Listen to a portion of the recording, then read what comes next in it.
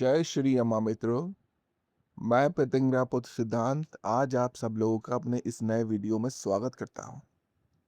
आज से हम श्री महाप्रतिंग्रा जी के अपने भारतवर्ष में जितने भी मंदिर हैं उनको कवर करेंगे और उसके बारे में मैं आपको समस्त जानकारी उपलब्ध कराऊंगा। महाप्रतिंग्रा जी के जितने भी पवित्र क्षेत्र हैं जहां महाप्रतिंग्रा जी जागृत अवस्था में पूजी जाती हैं, मैं उन क्षेत्रों के बारे में उनकी जानकारी आपके सामने उजागर करूंगा। ये मैं अपनी सीरीज शुरू कर रहा हूं महाप्रतिंग्रा क्षेत्र के नाम से, जहां मैं महाप्रतिंग्रा जी के समस्त मंदिरों और पूजा स्थलों के बारे में आपको जानकारी प्रदान करूंगा। तो इस श्रेणी में आज का जो प्रथम और जो सबसे दिव्य मंदिर और सबसे पुराना मंदिर है उसके बारे में मैं आपको जानकारी दूंगा। तो शुरू करते हैं अपनी ये नई वीडियो और जानते हैं महाप्रतिंग्रा जी के दिव्य स्थलों के बारे में। ये जो पहला स्थल अय्यावाड़ी प्रतिंग्रा मंदिर, इसके बारे में मैं आपको जानकारी देता हूं। सर्वप्रथम हम प्रतिंग्रा जी के बारे में कुछ संक्षेप में जानकारी लेते हैं।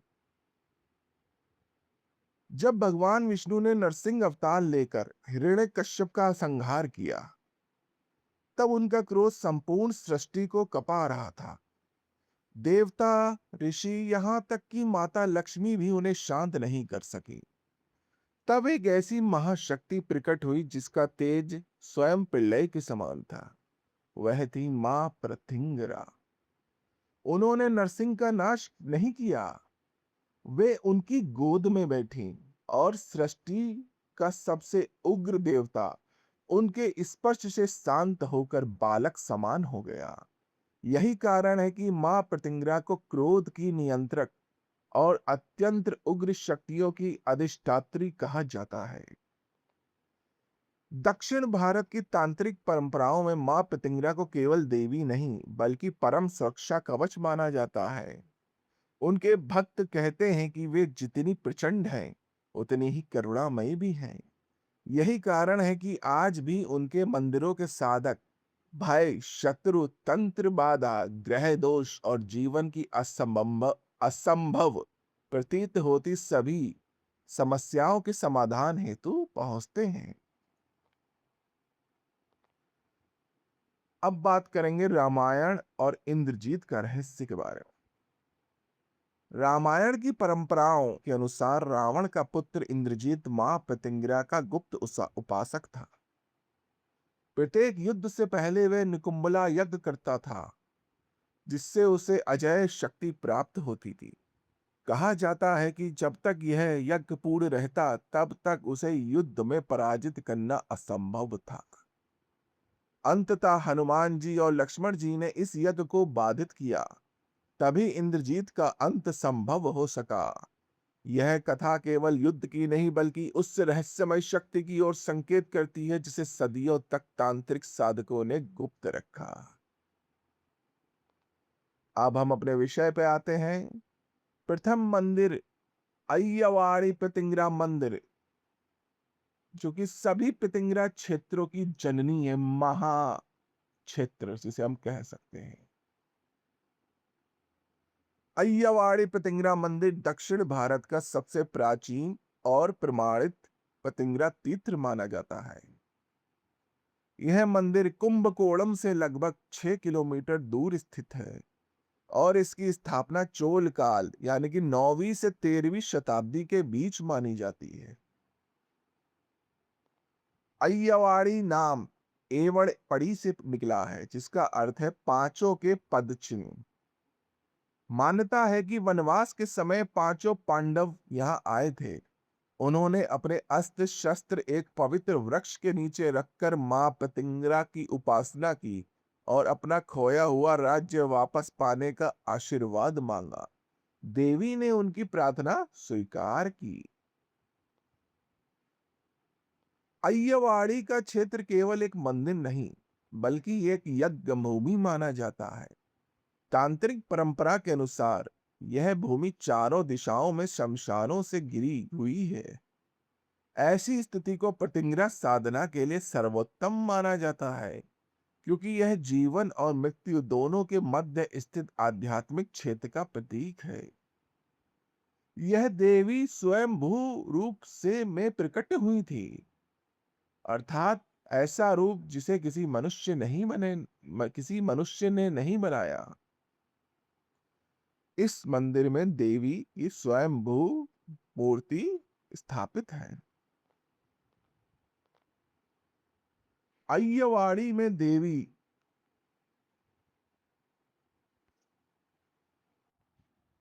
अय्यवाड़ी में देवी अपने सबसे विकट रूप में विराजमान है। उनका मुख सिंह के समान है। वे 18 भुजाओं से युक्त हैं और 4 सिंहों के रथ पर विराजती हैं। उनके दोनों ओर देवी लक्ष्मी और देवी सरस्वती अपने उग्र रूप में उपस्थित हैं। यह अत्यंत दुर्लभ है कि एक ही स्थान पर समृद्धि, ज्ञान और रक्षा, तीनों शक्तियों का एक साथ स्थापित होना। देवी का मुख उत्तर दिशा की ओर है, जिसे कुबेर और दिव्य संपदा की दिशा माना जाता है।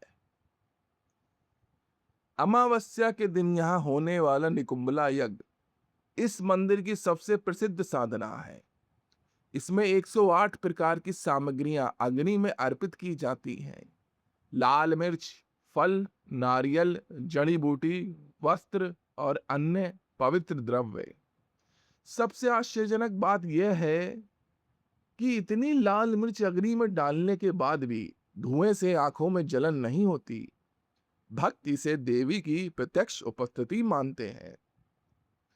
यह यज्ञ निम्न उद्देश्यों से किया जाता है: शत्रु बाधा से रक्षा, न्याय और विजय प्राप्ति, विवाह में आने वाली बाधाओं का निवारण, संतान प्राप्ति, शनि और तांत्रिक बाधाओं से मुक्ति, नकारात्मक ऊर्जा का नाश। पूर्णिमा के दिन विशेष होमम किया जाता है, जिसमें बड़ी संख्या में भक्त सम्मिलित होते हैं। मान्यता है कि इसमें अर्पित की गई लाल मिर्च पिछले चंद्र चक्र की समस्त नकारात्मक ऊर्जाओं को अपने भीतर खींच लेती है। प्रतिदिन सुबह और शाम मंदिर में नियमित पूजा और अभिषेक होते हैं, जिन्हें स्थानीय पुजारी द्वारा परंपरागत विधि से संपन्न किया जाता है। मां प्रतिंगरा के क्षेत्र को अत्यंत संवेदनशील आध्यात्मिक क्षेत्र माना जाता है, इसलिए यहाँ कुछ विशेष नियमों का पालन किया जाता है। स्वच्छ और पारंपरिक वस्त्र पहने। मंदिर में प्रवेश करते समय अनावश्यक बातचीत ना करें।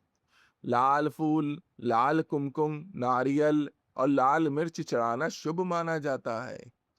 शोक, प्रसव या मासिक धर्म की परंपरागत अशुद्धि की स्थिति में बाहरी प्रकार तक ही रहें। अमावस्या या पूर्णिमा यज्ञ में भाग लेने के लिए पूर्व अनुमति आवश्यक होती है। मां प्रतिंगरा केवल भयावह शक्ति की देवी नहीं है, वे उस शक्ति का प्रतीक हैं जो क्रोध को नियंत्रण कर देती है, भय को साहस में बदलती है और साधक को अदृश्य सुरक्षा प्रदान करती है। अय्यवाड़ी केवल एक मंदिर नहीं, बल्कि एक जीवित तांत्रिक ऊर्जा केंद्र है। माना जाता है यहाँ आने वाले लोग केवल दर्शन नहीं करते, वे एक ऐसी शक्ति का अनुभव करते हैं जिसे शब्दों में पूरी तरह व्यक्त नहीं किया जा सकता। जो साधक श्रद्धा, संयम और स्पष्ट उद्देश्य के साथ यहाँ आते हैं, उनके लिए यह स्थान केवल तीर्थ नहीं बल्कि आध्यात्मिक परिवर्तन का द्वार बन जाता है।